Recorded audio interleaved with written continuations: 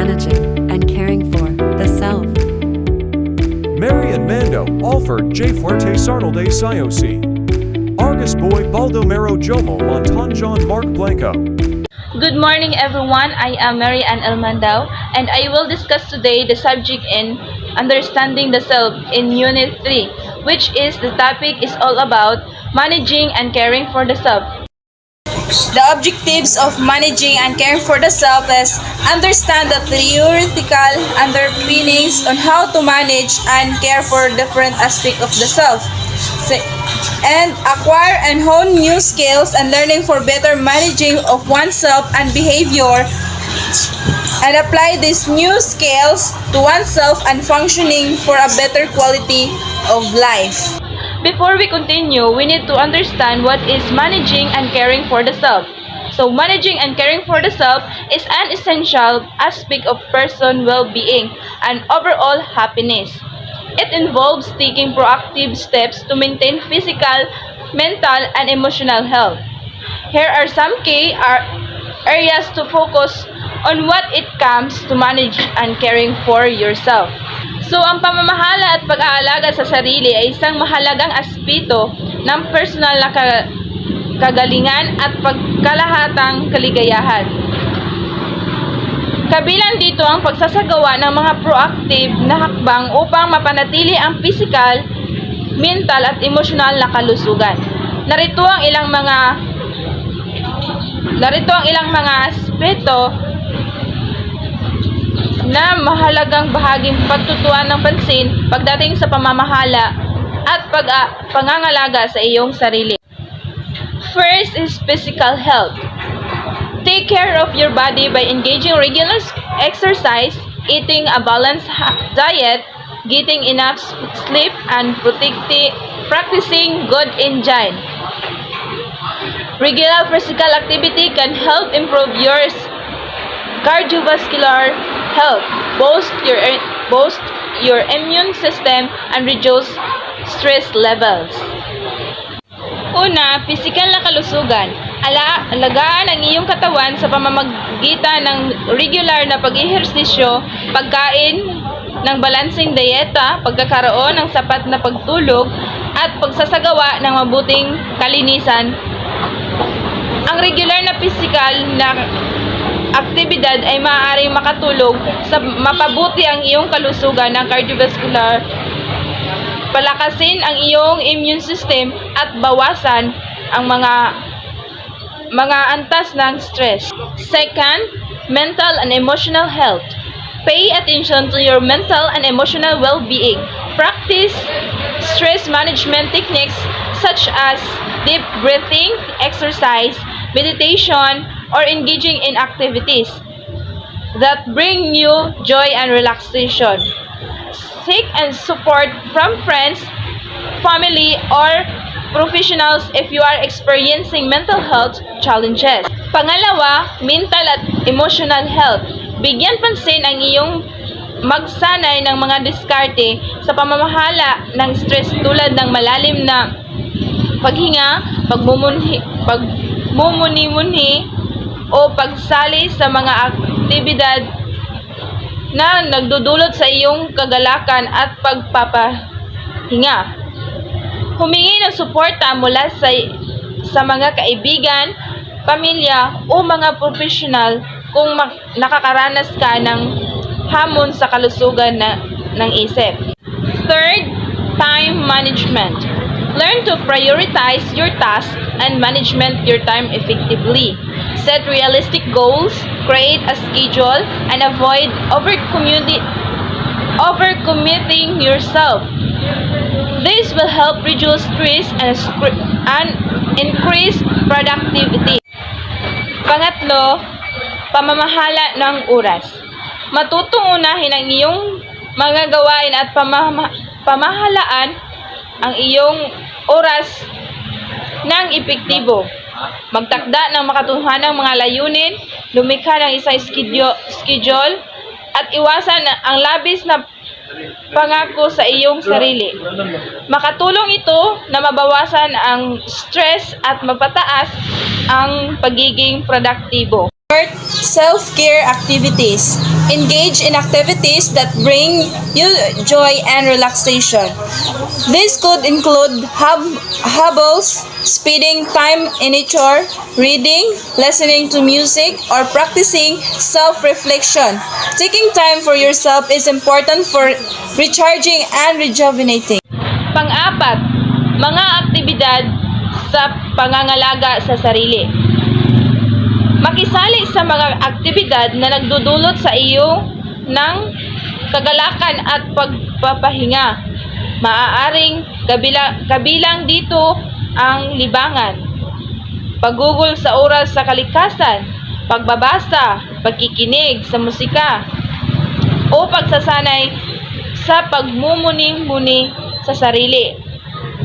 Ang paglalaan ng oras para sa iyong sarili ay mahalaga para sa recharging at rejuvenating.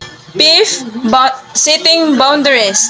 Learn to set healthy boundaries in your personal and professional life. This means saying no when necessary, prioritizing your needs, and not overextending yourself. Setting boundaries helps maintain a healthy work-life balance and prevents burnouts. Panglima, pagtakda ng mga hangganan. Matutong magtakda ng malusog na mga hangganan na sa iyong personal at professional na buhay. Nangangahulugan ito ng pagsasabi ng hindi ka kailangang mag-prioritize ng iyong mga pangangailangan at hindi labis na pagpapalawak ng iyong sarili. Ang pagtatakda ng mga hangganan ay makakatulong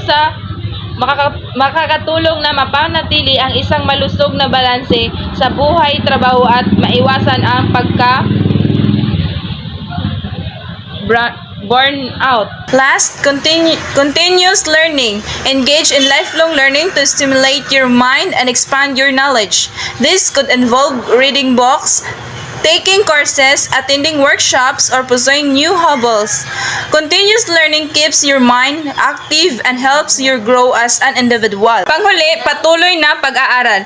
Makisali sa panghanap buhay sa pag-aaral upang pasiglahin ang iyong isip at palawakin ang iyong kaalaman. Maaaring kabilang dito ang pagbabasa ng mga libro, pagkuha ng mga kurso, pagdalo sa mga workshop o paghahangad ng mga bagong libangan. Ang patuloy na pag-aaral ay nakapanatili sa iyong isip na aktibo at tumutulong sa iyo na lumago bilang isang individual. Remember, managing and caring for the self is not selfish, but rather a necessary part of leading a fulfilling and balanced life. Prioritizing self-care allows you to show up as your best self in all areas of your life. Setting goals for success. When we say setting goals for success, this is we need to have a set of goals for our success. Like for example, as a student, what goal do you need to set for? Yes, first, study and have a courage in what we do. For our education to success. Success and goal setting are two concepts that are inseparable. Since success is considered to be the result of effective goal settings, others may define success basing on earning a degree, career, and development or money in the bank account. It is also considered as a state of accomplishment or achievement resulting from an endeavor. In 2004 perspective on success emphasized the subjective nature of the concept, stating that it varies among individuals. Success, according to him, extends beyond material possessions and includes positive emotion like happiness, joy, and love resulting from the accomplishment and achievement. It suggests that the success involves not just tangible gains but also an internal sense of fulfillment and well-being. Goal setting and success. Success lies in the positive feelings that come with accomplishment and achievement. Setting clear and realistic goals is crucial of achieving success. Goals should not be specific and exciting to motivate individuals. Breaking down larger goals into smaller, more attainable ones can help in the process. According to King 2004, success is achieved by combining specific goals together. These are different dimensions of success that individuals may strive for in their lives. First, mental emotional success. This refers to having a healthy and balanced mindset, being able to manage emotions effectively, and having a positive outlook in life. It involves developing self-awareness, emotional intelligence, and resilience. Number two, spiritual success. This dimension focuses on finding meaning and purpose in life, connecting with something greater than oneself, and living in alignment with one's values and beliefs. It involves practices such as meditation, mindfulness, and self-reflection. Number three, personal success. This involves overcoming personal challenges, weaknesses, or disabilities, and achieving personal growth and self-improvement. It can include areas such as personal development and self-care and self-acceptance. Number four, career success.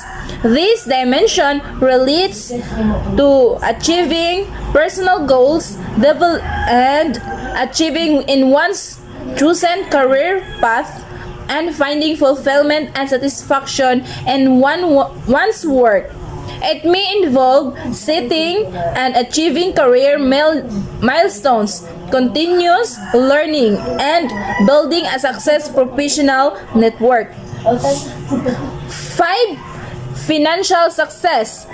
This refers to achieving financial stability and security, being able to meet one's needs and goals, and having a sense of financial well-being. It involves effective financial management, budgeting, saving, and investing.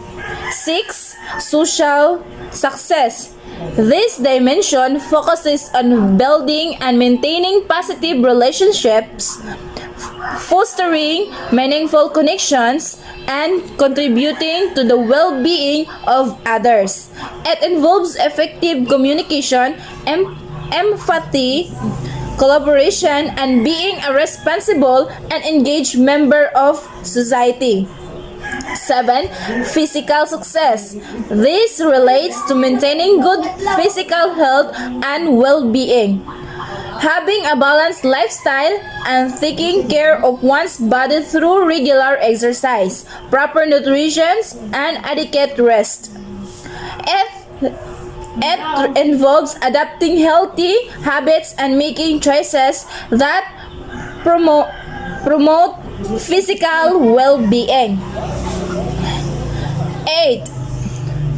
Family success.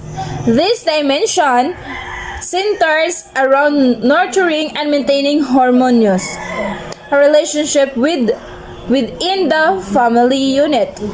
It involves effective communication, mutual respect, support, and creating a loving and supportive environment for family members. It is important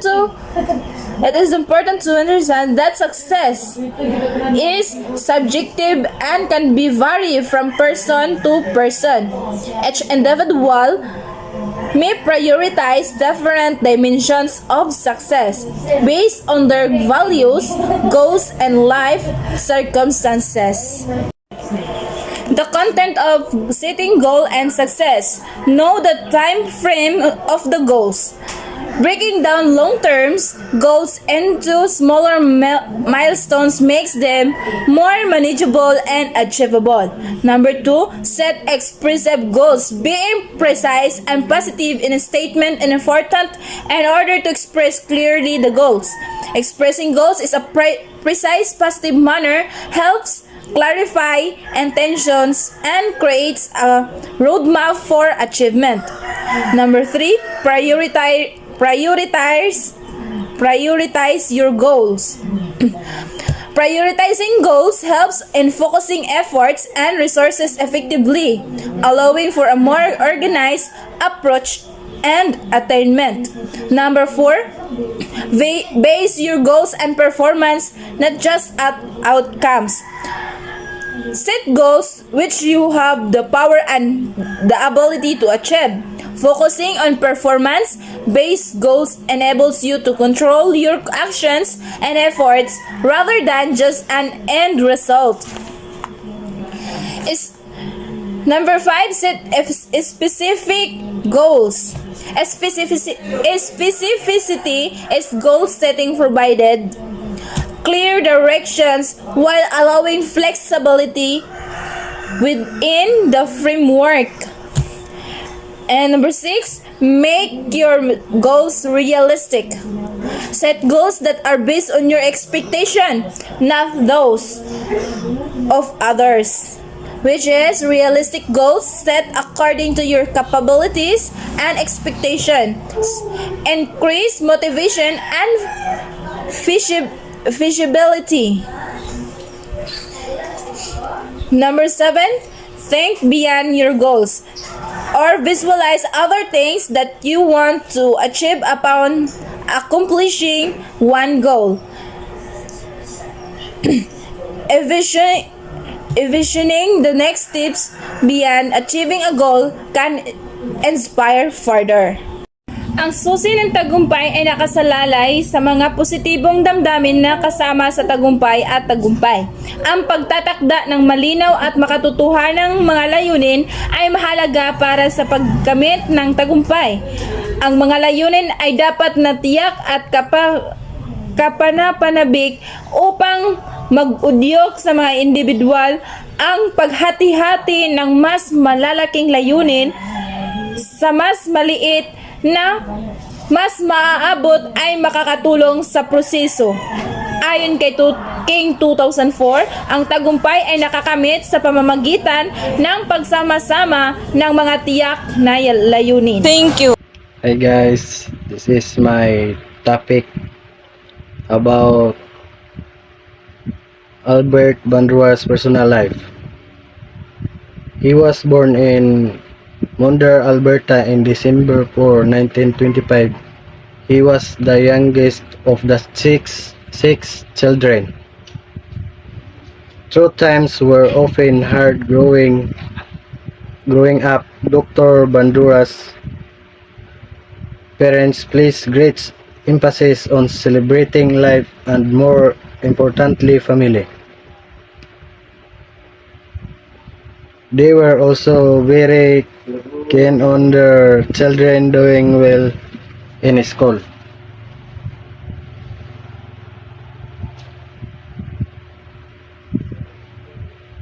Si Albert Bandura natawo dahil siya sa Modern Alberta ni adtong December 4, 1925. Yun, siya ang manghuran sa unom ka anak. Sa paglabay sa mga panahon, kanunay nga lisod ang pagtubo ang mga ginikanan ni Dr. Bandura. Dayon,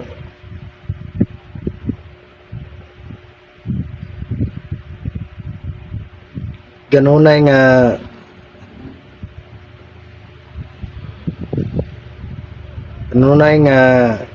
lisod na pagtubo ang mga ginikanan ni Dr. Bandura. Naghatag og dakong gibugaton sa pagsaulog sa kinabuhi og labaw pa ka importante sa pamilya. Sila usab interesado kaayo sa ilang mga anak maayo sa eskwelahan. Thank you. This is all for my topic. Bandora also defines self-efficacy as people's belief about their capabilities to produce designated levels of performance that exercise influence over events that affect their lives. People with high assurance in their capabilities manifest the following. First, approach difficult tasks as challenges to be mastered, or people with high efficacy approach difficult tasks as challenges to be mastered rather than as threat to be avoided. Second is set challenging goals and maintain strong commitment to them. Third, heighten or sustain their effort in the face of failures or setbacks. Fourth, attribute failure to inefficient effort or deficient knowledge and skill which are acquirable, or those people who regard themselves as highly efficacious attribute their failures to inefficient effort. Those who regard themselves as inefficacious attribute their failures to low ability. And lastly, approach threatening situation with assurance that they can exercise control over them. In contrast, people who doubt their capabilities manifest the following. First, shy away from tasks they view as personal threat, or have low inspiration and weak commitment to goals. Second, have low aspiration and weak commitment to goals they choose to pursue, or they maintain a self-diagnostic focus rather than concentrate on how to perform successfully. Third, dwell on personal deficiencies.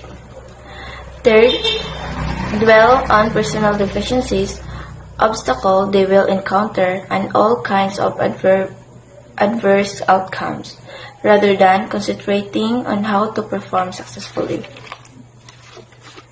Fourth is slacken their effort and give up quickly in the face of difficulties. And fifth, slow to recover their sense of efficacy following failure or setbacks, or because they view insufficient performance as a deficient attitude. Lastly, fall easy victims to stress and depression. Bandora further described on how a person's self-efficacy is developed and maintained according to him. There are four main sources that influence a person's self-efficacy. First is performance, accomplishment, or mastery experiences, or personal performance, accomplishment are the most effective way to create a strong sense of efficacy. Successes build a robust belief in one's personal efficacy.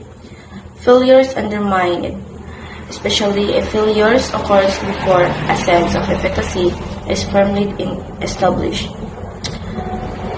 And this is also the first and foremost source of self-efficacy is through mastery experiences. However, nothing is more powerful than having a direct experience of mastery to increase self-efficacy.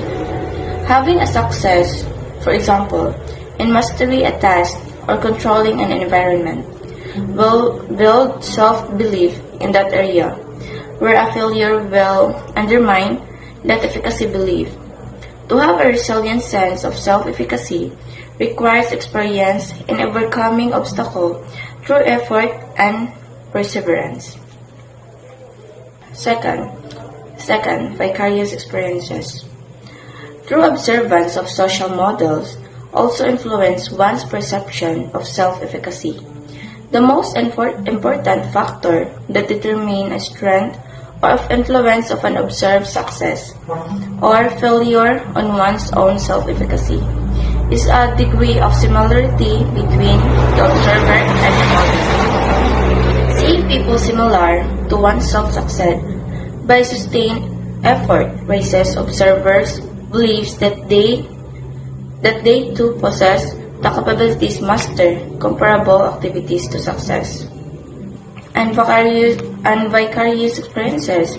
This is the second source of self-efficacy, comes from our observation of people around us. Especially the most important factor that determine a strength or of influence of an observed success or failure on one's own self-efficacy is a degree of similarity between the observer and the model. Seeing people similar to oneself succeed by sustained effort raises observers' beliefs that they too possess the capabilities master comparable activities to success. And vicarious experiences. This is the second source of self-efficacy, comes from our observation of people around us, especially people we consider as role models. Seeing people similar to ourselves succeed by their sustained efforts raises our beliefs that we too possess the capabilities to master the activities needed to success in that area. Third is verbal or social preservation. This is also affect one's perception of self-efficacy. It is a way of strengthening people's beliefs that they have what it takes to succeed. Verbal or social persuasion can provide a temporary boost in perceived abilities. When it is effective in mobilization a person to action, and their action lead to success, the enhanced self-efficacy may become more permanent. Those who persuaded verbally possess the capabilities to master given activities and are likely to mobilize greater effort and sustain in that if they harbor self-doubt and dwell on personal deficiencies when problems arise. This increases the people's change of success. Unfortunately, it is more difficult to instill high beliefs of personal efficacy by social persuasion, also done to undermine its sense and realistic boast in efficacy are quickly disconfirmed by disappointing result of one's effort. And also verbal persuasion. Influential people in our lives such as parents, teachers, managers, or coaches can strengthen our beliefs that we have what it takes to succeed. Being persuaded that we possess the capabilities to master certain activities means that we are more likely to put in the effort and sustain it when problems arise. Fourth is psychological or somatic and emotional state. Somatic or emotional state. People rely on this strategy when judging their capabilities. Stress and tension are interpreted as sign of vulnerability to poor performance.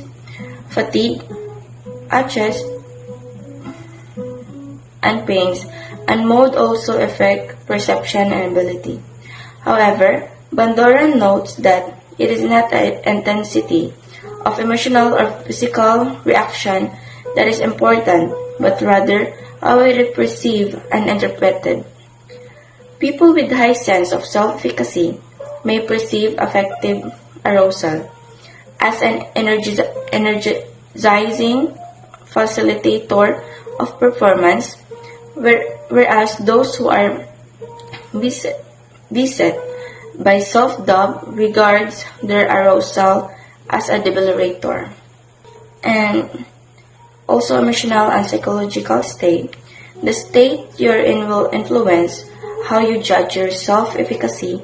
Depression, for example, can dumb confidence in our capabilities.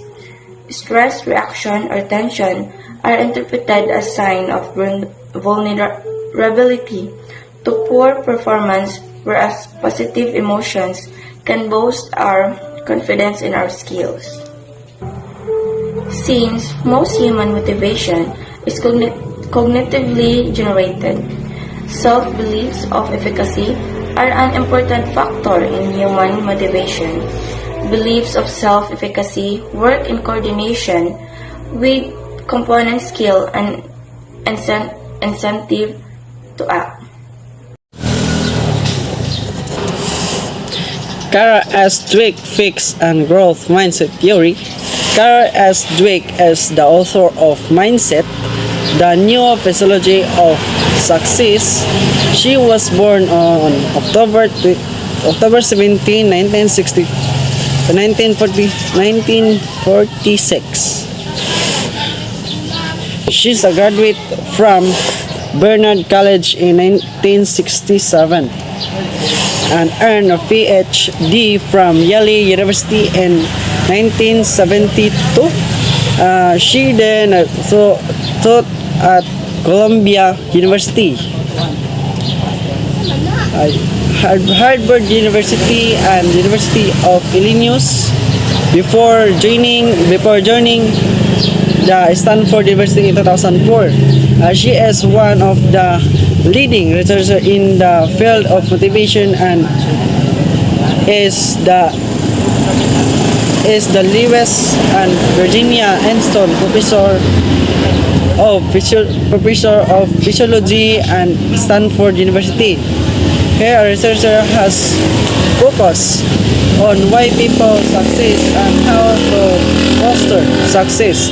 She was being elected to the American Academy of Arts and Science. Her works has been featured in different publications like the New Yorker's Times, the New York Times, the Washington Post, and the Boston Globe. She appeared on Today and 2020, Mindset 2006, Fixed and Growth Mindset Theory. According to Dweck, people have two types of mindset. People believe that their success is based on innate ability. They are said to have fixed theory of intelligence girls under fixed mindset. Others, on the other hand, believe their success is based on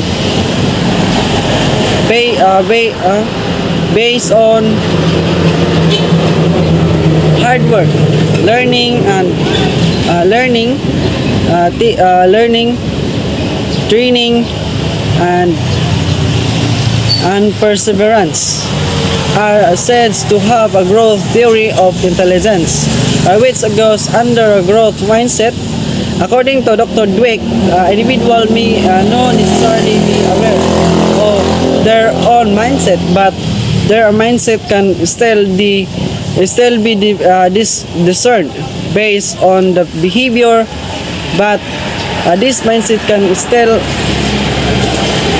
and these two mindset play of important role in all aspects of the person's life. Dr. Dweck argues that a growth mindset will allow people to live as less of stressful and more of successful life.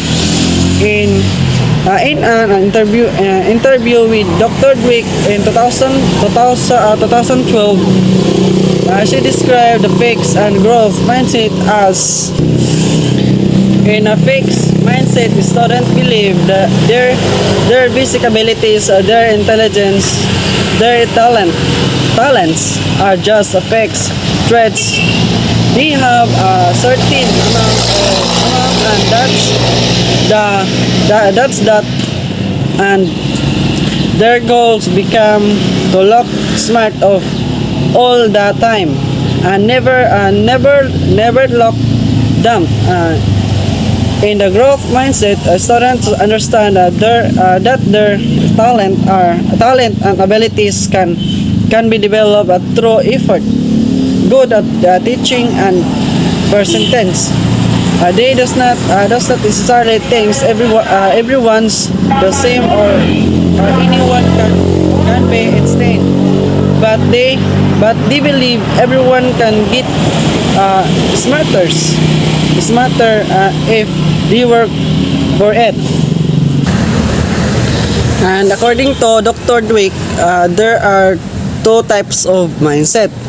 First as fixed mindset and two as growth mindset. Now as one is fixed mindset. A fixed mindset is the belief that your intelligence, talents, and other abilities are set in stone. You believe that you're born with a particular set of skills and that you cannot change them. If you have a fixed mindset, you will likely fear that you may not be smart or talented enough to achieve your goal. A fixed mindset, for example, of fixed mindset as I'm already a good enough at basketball. I does not need to put in more effort. A growth mindset, I'm doing. And one example niya sa one is doing. Growth mindset is I'm doing well in basketball, but with more effort. I could continue to improve. Advice and win. No activity is not very challenging for your child, and they show a little motivation to improve. Add more challenge. Two is a growth mindset. A growth mindset. In a growth mindset, people believe that their most basic abilities can be developed through dedication and hard work. Brain and talent are just the starting point.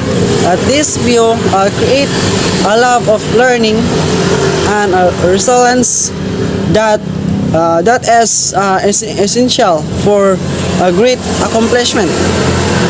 For Dweck 2015. And the importance of growth mindset, it is important for success. A person with a growth mindset will often lean into a challenge and push of themselves out of their comfort zone. They believe that a failure is opportunity to learn and growth, which helps to stave off the fear that comes with it. And that's all my. So, good afternoon. My name is Jamel F. Monton. My report this afternoon is all about the sitting theory by Edwin E. Lack. Edwin E. Lack is a renowned American psychologist and a pioneer in a goal-setting theory. He is known for his research on motivation, job satisfaction, and the role of the conscious mind in achieving personal and professional goals. His work has greatly influenced both academic research and practical application in the fields of psychology and business. The author has published over 300 articles and chapters on work motivation, job satisfaction, incentives, and philosophy of science. He has also written 12 books. First, The Selfish Path to Romance, second, Study Method, and the third, Study Motivation. Goal setting, a motivational technique that works a theory of goal setting and task performance. New development in goal setting and task performance, Handbook of Principle of Organizational Behavior. The Prime Movers, Traits of the Great Wealth Creators, and Postmodernism and Management. His work has been supported by numerous research grants. Goal-setting theory is motivation theory first introduced in the late 1960s by Edwin Lack. It suggests that goal setting is essentially linked to task performance according to this theory. Specific and challenges goals along with appropriate feedback contribute to higher and better task performance. Lack propose 5 basic principles of goal setting: clarify, challenge, commitment, feedback, and task complicity. The theory outlines that goals direct attention and effort toward goals relevant activities and away from goal irrelevant activities. The theory started gaining traction in the late 1960s and early 1970s when Locke began researching the impact of goal setting on individual performance. Goals have both an internal and external aspect. Internal goals refers to goals that are self-determined and driven by personal desires, aspiration, and values. These goals are often intrinsically motivated, meaning that the individual finds inherent as satisfaction and enjoyment in pursuing them. Example of internal goals could be personal growth, learning a new skill, or pursuing a hobby. Internal goals are goals that are influenced by external factors such as social expectation, rewards, or pressures. These goals are often intrinsically motivated, meaning that the individual is motivating by external toward or consequences. Example of external goals could be earning a promotion at work, achieving a certain academic grade, or meeting societal expectation. So, second, 14 research findings. First, the more difficult goals, the greater to achieve. So, for this first statement, so we clarify that kung mas daghan ang difficult sa ato ang goals, no, dako pud ang achievement nga ato ang madawat, kay dili tanan nga ato ang achievement dili na siya dali nga ato ang makuha. So ato ginapaning kamutan. For example, career advancement. In the workplace, setting difficult goals can drive individuals to excel and achieve career advancement. For example, an employee aspiring to a leadership position may set a goal to increase their team's productivity by a certain percentage. This challenging goal can motivate the employee to implement innovative strategies, improve their leadership skills, and drive their team toward success. Second, for the 14 research findings. For example, sales target in a sales role, a general goal of increasing sales lacks specificity and explicitness. However, setting a specific and explicit goal of achieving 100,000 in sales revenue in the next quarter provides a clear target. Sales professionals can then regulate their performance by developing strategies, tracking their sales progress, and adjusting their efforts to meet the specific target. By setting specific and explicit goals, individuals can better regulate their performance because they have clear understanding of what needs to be accomplished. This clarity enables them to monitor their progress, make necessary adjustments, and stay motivated towards achieving the goal. Third, goals that are both specific and difficult have been found to lead to the highest performance. This combination provides individuals with a clear target to strive for while also challenging them to push their limits and achieve more. For example, project completion. In a work or academic setting, setting specific and difficult goals for project completion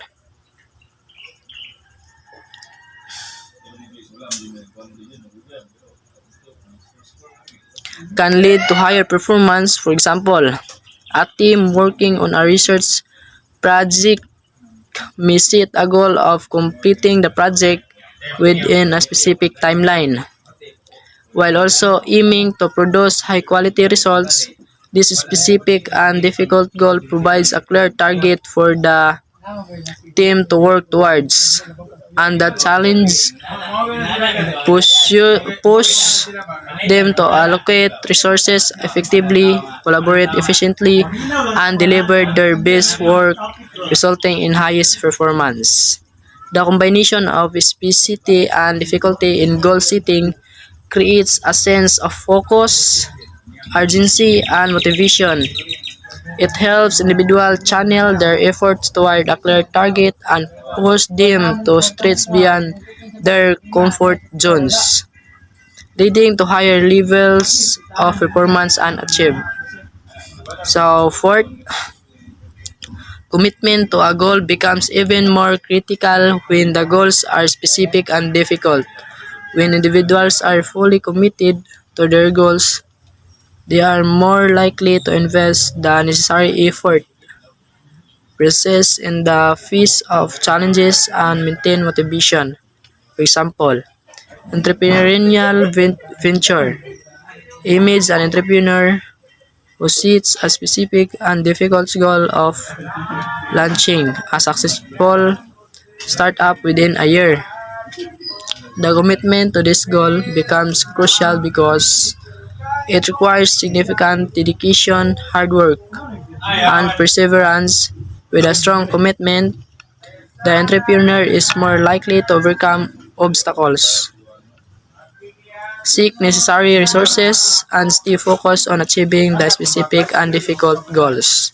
Fifth, high commitment to goals is attained when individuals are convinced of the importance of the goal and believe that they have the capability to achieve it. When individuals understand the significance of the goal, have confidence in their abilities, they are more likely to be committed and motivated to take consistent action toward its attainment. 6. Having a direct effect on performance, self-efficiency influence. So, E. The difficult level of the goal chosen or accepted. A student with high self-efficiency in writing may choose to take a challenging research paper topic because they believe in their ability to conduct thorough research and produce a high-quality paper. B. Commitment to goals. An inspiring musician with a high self-efficacy in their musical abilities may dedicate hours of practice each day to improve their skills and achieve their goals of becoming a professional musician. C. The response to negative feedback or failure. A salesperson with high self-efficacy may view a lost sale as a temporary setback and use it as motivation to improve their sales techniques and close more deals.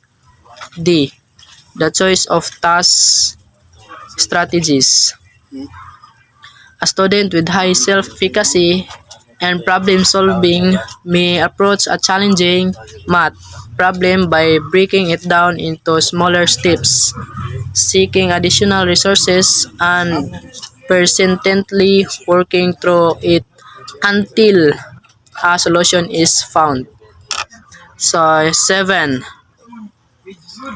Goal setting is indeed most effective when there is feedback that shows progress in relation to a goal. Feedback serves as a valuable tool that provides individuals with information about their performance, helps them to track their progress, and motivates them to stay committed to their goals. Here's an here's an explanation and some example. And information and awareness. Feedback provides individuals with information about their current performance and progress toward their goal. It helps them gain a clear understanding of where they stand and what adjustment or improvements may be necessary. For example, a person who set a goal to improve their running endurance can track their progress using a fitness tracker that provide feedback on distance covered, pace, and heart rate. This feedback helps them to understand their current fitness level and make informed decisions about their training regimen. Additional, feedback showing progress in relation to the goal is crucial for effective goal setting. It provides individuals with valuable information, motivates them to stay committed, allow for course correction, and helps refine goals. By leveraging feedback, individuals can make informed decisions, track their progress, and ultimately increase their chances of successful achieving their goals. So that's all my topic this afternoon. Thank you. I am John Mark Blanco. Goal affect performance by affecting the direction of action, the degree of effort exerted, and the persistence of action over time. The directive aspect of fairly obvious. A person who has a goal to maximize quality and performance will focus more attention and action on quality than on, for example, quantity or speed. When there is conflict between two or more goals, performance with respect to each goal may be undermined. Efforts are roughly proportional to the judged difficulty of the goal, which is why difficult goals ordinarily lead to higher performance than easy goals. Persistence refers to directed effort extend over time.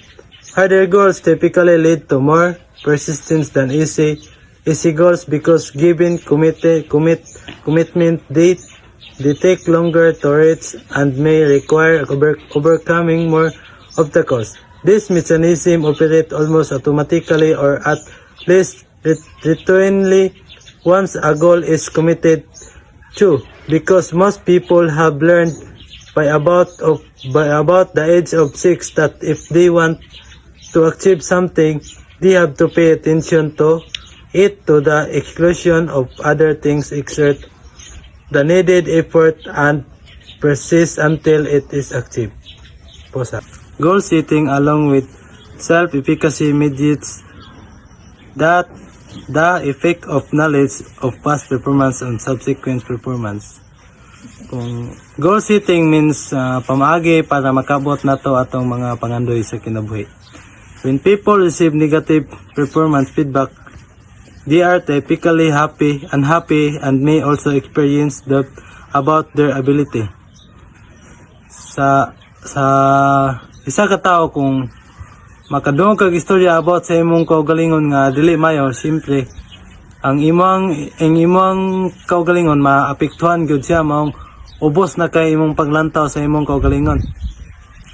Those who can sustain their self-efficacy under such pressure train to maintain or even raise their subsequent goals, retain their commit intensity, their search for a better strategies, and thereby improve their subsequent performance. Sa katong mga ubang tao nga wala sila nagpaapekto sa magi like sa imong pag-eskwela, sa kasagaran sa ato, daghan man gyud nga mag-ingon sa ato, dili na kauman. Kung magpaapekto ka na, siyempre di nimo makabot imong kaugalingon, imong mga pangandoy sa imong kaugalingon. Kung di ka magpaapekto na, siyempre makabot nimo imong mga pangandoy sa imong kaugalingon. Moto siya. Those who lose confidence will tend to lower their goals, decrease their efforts, and lessen the intensity and effectiveness of their strategy search. Sa katong mga tao nga nagpaapekto sa mga istorya sa laing tao nga about ana, siyempre dili jud nila makuha ilang mga pangandoy silang kinabuhi. So mao to. Ang kwento is goals epic with performance. Ang atuwa man good example. Ang atuang mga goals sa kinabuhi mag-base sa performance. Example, kaning report ka doon. Kung giunsa ni nato pag-report, siyempre mo ra pud to ang atong grado nga makuha. And there is mechanic operate automatically or less once goals committed because most people have learned by about 6 of it. They want to achieve something, they pay attention. O kuan, example is kanang like kanang ganahan ka makamotor. Tapos kana siya is kasagaran man god basta inatag kay dali na maguba. Kanang wala na to hagoy ba. Siyempre pag maghinagawa na to nga tong gusto, ampingan gyud nato kay kita may gahago. Inana ra pud ang kuan kay sa atong sa atong mga goals sa atong kinabuhi. Kailangan na to magsakripisyo para makuha nato atong gusto sa atong kinabuhi. Goals simulate planning in general. Often the planning quality is higher than that which occurs without goals. When people possess tasks or goals, relevant plans as a result of experience of training, they activate them virtually automatically when confronted with a performance goal.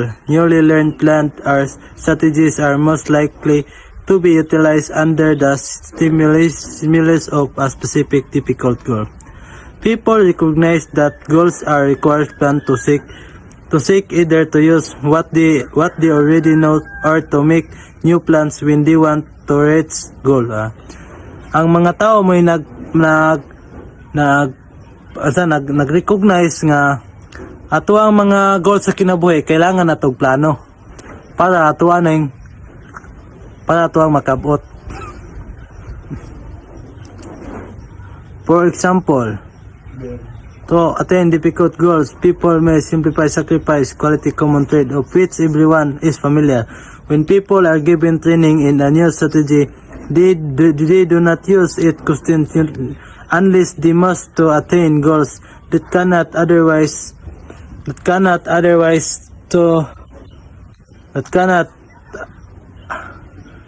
attained. When tasks are complex, a number of new issues arise. The direct goal mechanism are less delicate than in the case of simple tasks for attaining the goal.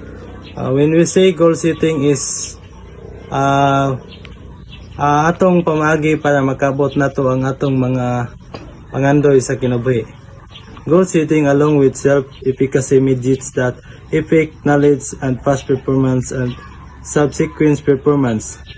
When people receive negative performance feedback, they are typically unhappy and may also experience doubt on their ability. Kung ikaw isa ka tao, kung makadungog kag istorya nga sakit, siyempre when people strive for goals and complex tasks, they are less effective in discovering suitable task strategy if they have no prior experience or training on the task. Wala sila sakto nga experience o wala sila mga kahibaluan. There is a high pressure to perform well, and there is high time pressure to perform well immediately. Adunay taas nga presyo aron maayo ang pagbuhat ug adunay taas nga pressure sa panahon aron maayo dayon ang mga tumong isip tagpaliwala.